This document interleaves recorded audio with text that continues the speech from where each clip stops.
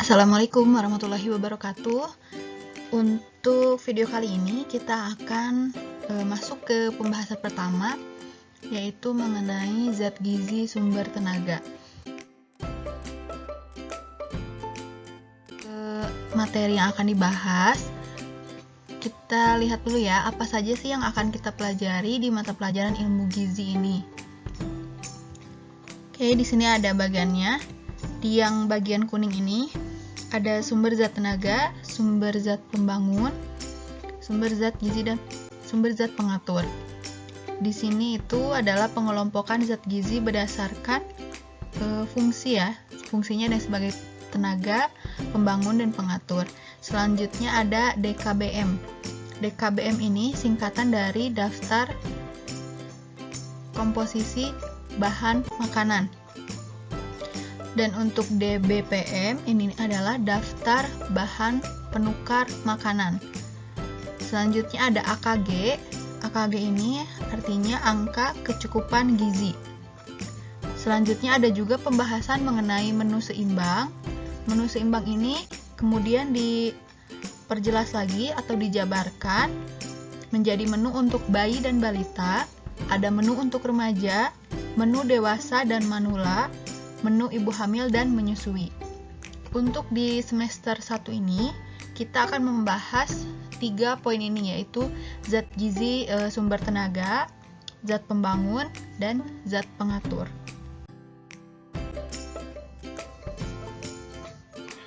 Zat gizi sumber tenaga sudah disampaikan sebelumnya, yaitu terdiri dari 2, ada karbohidrat dan lemak. Silakan perhatikan gambar-gambar yang ada di bawah ini ya. Ada beras merah, singkong, jagung, kelapa, bihun, margarin, mie instan, kentang, dan kuning telur. Dari ke-9 bahan ini, coba tuliskan di buku catatan bahan-bahan tersebut mengandung zat gizi apa. Misalkan beras merah mengandung zat gizi, ada berapa zat gizi yang sudah dijelaskan, silahkan ditulis dari 9 gambar tersebut. Sekarang kita lihat karbohidrat. Fungsi karbohidrat ini adalah sebagai sumber energi utama bagi manusia. Kenapa bisa disebut sebagai sumber energi utama? Karena karbohidrat dibandingkan dengan zat gizi lain, yaitu ada protein, lemak, vitamin, dan mineral. Untuk karbohidrat ini adalah yang paling cepat diubah menjadi energi. Sehingga karbohidrat menjadi sumber energi utama bagi manusia. 50-70% energi yang diperoleh berasal dari karbohidrat. Nah, untuk karbohidrat itu dihitungnya kan pakai gram. Jadi misalkan kebutuhan karbohidrat satu orang berapa gram, sedangkan untuk energi itu satuannya adalah kalori. Jadi untuk karbohidrat sendiri, ini karbohidrat itu diubah menjadi energi sehingga menghasilkan energi dengan satuan kalori. 1 gram karbohidrat itu setara dengan 4 kalori. Ini akan kita bahas lebih lanjut saat pembahasan angka kecukupan gizi ya. Cukup diingat saja bahwa 1 gram karbohidrat itu menghasilkan 4 kalori. Ada 3 kelompok utama karbohidrat. Nih ya, yang di kotak yang warnanya pekat, yaitu ada 3, ada monosakarida, disakarida, dan polisakarida. Ada 3 poin masing-masing, itu adalah turunan dari kelompok tersebut. Silakan cari pengertian dari monosakarida itu apa, disakarida itu apa, polisakarida itu apa, untuk melengkapi catatan masing-masing. Selanjutnya ada sumber karbohidrat. Nih ya, gambar yang tadi. Bisa terlihat makanan apa aja yang tadi termasuk zat gizi karbohidrat, termasuk sebagai sumber dari zat gizi karbohidrat. Ada beras merah, singkong, jagung, mie, bihun, kentang. Selain ini ada juga masih ada beberapa lagi sumber makanan yang dapat menjadi sumber karbohidrat. Di antaranya ada ubi, sagu, dan lain sebagainya. Fungsi karbohidrat yang pertama tadi, yang utama dan paling utama, fungsinya adalah sebagai sumber energi. Yang kedua adalah sebagai cadangan tenaga bagi tubuh. Cadangan ini terbentuk apabila seseorang itu mengkonsumsi karbohidrat lebih dari seharusnya. Misalkan kebutuhan satu orang itu cukup 60 gram karbohidrat untuk sekali makan.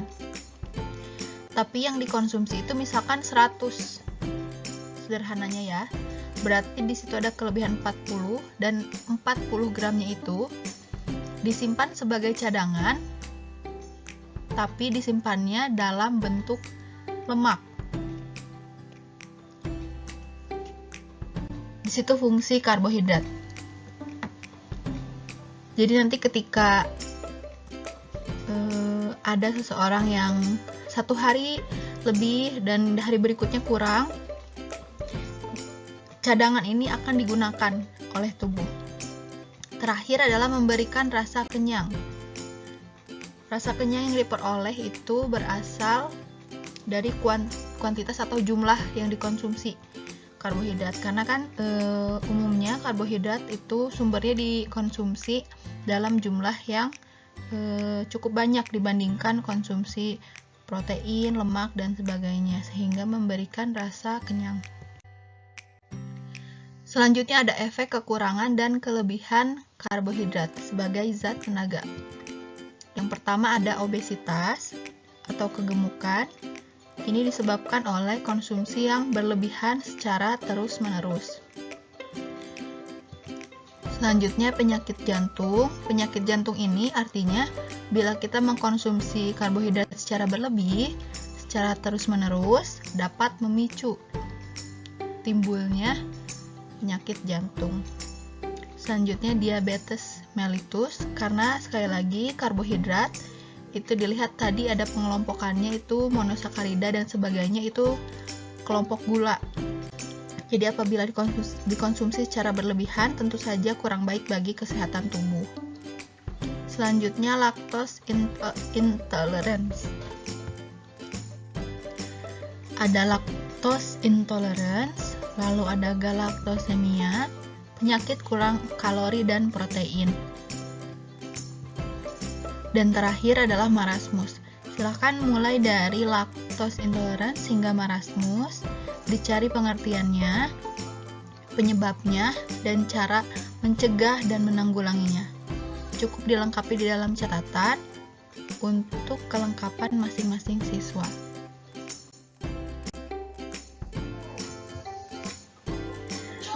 Oke, untuk karbohidrat setelah sampai di sini, selanjutnya kita akan membahas mengenai lemak.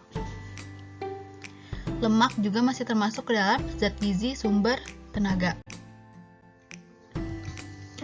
Lemak, di sini ada empat fakta mengenai lemak. Kita lihat ada yang betul dan kurang tepat. Ini sudah pernah dilihat sebelumnya ya. Ibu hanya menambahkan sedikit penjelasan. Jadi sama seperti karbohidrat sebelumnya, kalau karbohidrat itu 1 gram karbohidrat itu menghasilkan 4 kalori. Atau 1 gram karbohidrat setara dengan 4 kalori.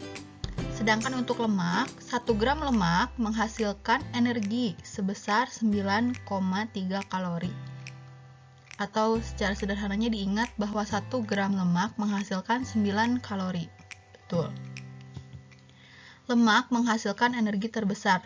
Terlihat ya, bahwa 1 gram karbohidrat hanya menghasilkan 4 kalori, sedangkan lemak itu menghasilkan 9,3 kalori.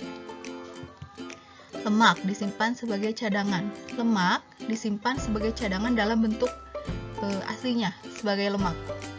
Sedangkan karbohidrat yang berlebih akan menjadi cadangan dalam tubuh, namun disimpannya bukan dalam bentuk karbohidrat, tapi disimpan dalam tubuh dalam bentuk lemak sebagai cadangan. Lemak penghasil energi utama di sini kurang tepat karena energi yang dihasilkan di tubuh itu yang pertama dihasilkan dari karbohidrat.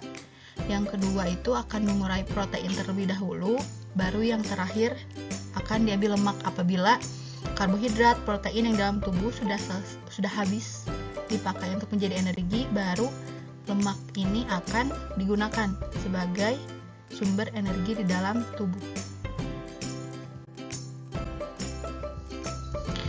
Dilihat gambar-gambar yang ada, ini adalah beberapa sumber lemak. Ada alpukat, kelapa, keju, kacang, ini minyak zaitun, margarin atau mentega, ikan salmon, susu, dan telur.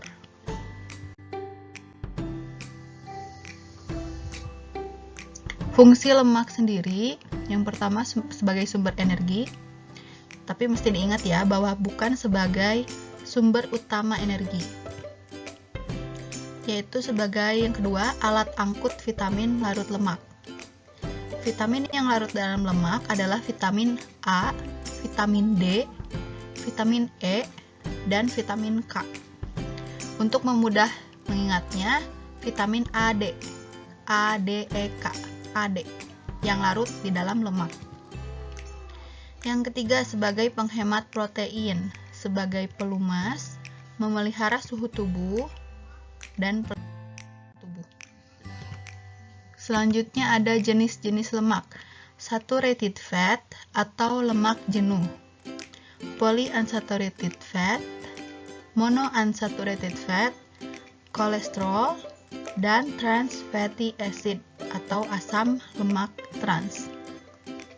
Untuk pengertian dan contoh-contoh dari jenis lemak, silahkan dicari secara mandiri.